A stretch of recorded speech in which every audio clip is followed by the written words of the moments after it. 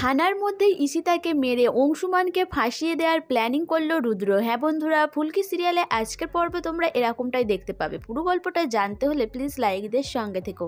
ঈশিতাকে অংশুমান জিজ্ঞাসা করে যে কি হয়েছে, সমস্ত কিছু খুলে বলো। তখন ঈশিতা বলে যে হ্যাঁ, আমি সমস্ত কিছুই বলবো। ঈশিতা যখন সমস্ত কিছু বলার কথা বলে তখন অংশুমান বলে ঠিক আছে, আমরা ব্যবস্থা করছি। এরপরে ঈশিতাকে ইন্টারোগেশন রুমে নিয়ে যাওয়া হয়। সেখানে ঈশিতার সমস্ত কথা ভিডিও রেকর্ডিং করা হয়।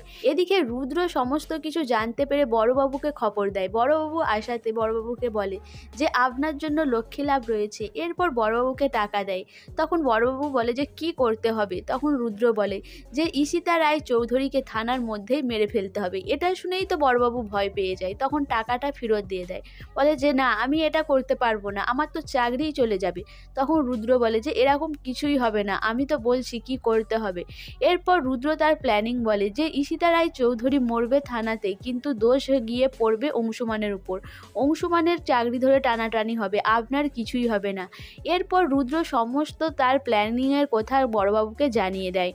এদিকে ঈশিতার সমস্ত কথা শুনে ফুলকি আর রোহিত তো আকাশ থেকে পড়ার মতো হয়। ফুলকি বলে যে ঈশিতাদি, তুমি এই কথাগুলো যে বলছো আমরা কি করে বিশ্বাস করব। তখন ঈশিতা বলে যে হ্যাঁ, আমি সবই সত্যি কথা বলেছি। তখন ফুলকি বলে যে তোমার জন্য তমাল দাদা মরতে বসেছে, আর যদি সত্যি জামাইবাবু এরকমটা করে থাকে আমরা কিন্তু জামাইবাবুকে ছাড়বো না, এর শেষটা দেখেই ছাড়বো। এরপরেই ফুলকি আর রোহিত ওখান থেকে বেরিয়ে আসে। এরপর ফুলকি আর রোহিত এসে কাকুমণি আর কাকিমণিকে সমস্ত কথা খুলে বলে যে কিভাবে রুদ্র ঈশিতাকে ঠকিয়েছে। রুদ্র ঈশিতাকে যে মারতে চেয়েছে সেই কথাটা জেনেও তো বাড়ির সবাই অবাক হয়ে যায় যে রুদ্র এইসবও করতে পারে। এদিকে এসে ডাক্তারবাবু জানায় যে কোনোভাবেই তমালের জ্ঞান ফিরছে না, তমালের জ্ঞান না ফিরলে কিন্তু খুব বিপদ হয়ে যাবে। ফুলকি সেটা শুনে তমালের রুমে ছুটে, রোহিত যায় তার পেছন পেছন, কিন্তু ডাক্তারবাবু বলে যে এখন এখানে থাকা যাবে না, আপনারা এখন বাইরে যান। সেই সময় তমালের দেখে যে হার্টবিট কমে যাচ্ছে। তখন ফুলকি ছুটে গিয়ে মা কালীর ফুলটা নিয়ে গিয়ে তমালের মাথায় ঠেকিয়ে দেয়, বলে মা কালী কোনোভাবেই এত বড় ক্ষতি করতে পারে না, আমার দাদাকে ঠিক ভালো করে দেবে। এরপরে ফুলকি খুব কান্নাকাটি করতে শুরু করে। এদিকে বাড়ির সবাইও এসে হাজির হয়। বাড়ির সবাই এসে যখন কান্নাকাটি করে তখন তমালের চোখের পাতাটা নড়ে ওঠে, সেটা খেয়াল করে তমালের মা। তখন ডাক্তারবাবুও তমালকে ডাকতে থাকে।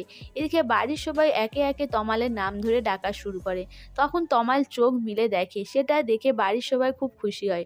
ফুলকি বলে যে মা কালী আমার কথা রেখেছে। সব বন্ধুরা ফুলকির ডাকে তো মা কালী সাড়া দিয়ে তমালকে ভালো করেই দিল, কিন্তু ঈশিতাকে যে থানায় মেরে অংশুমানকে ফাঁসিয়ে দেওয়ার প্ল্যানিং করেছে, অংশুমানকে কি বাঁচাতে পারবে ফুলকি? তো তোমাদের কি মনে হয় অবশ্যই আমাকে কমেন্ট করে জানাবে। আর আমার ভিডিওটা ভালো লাগলে প্লিজ সাবস্ক্রাইব করে দিও, আর ফেসবুক থেকে দেখলে অবশ্যই ফলো করে দিও, আর তার সাথে সাথে একটা লাইক করো আর শেয়ার করে দিও।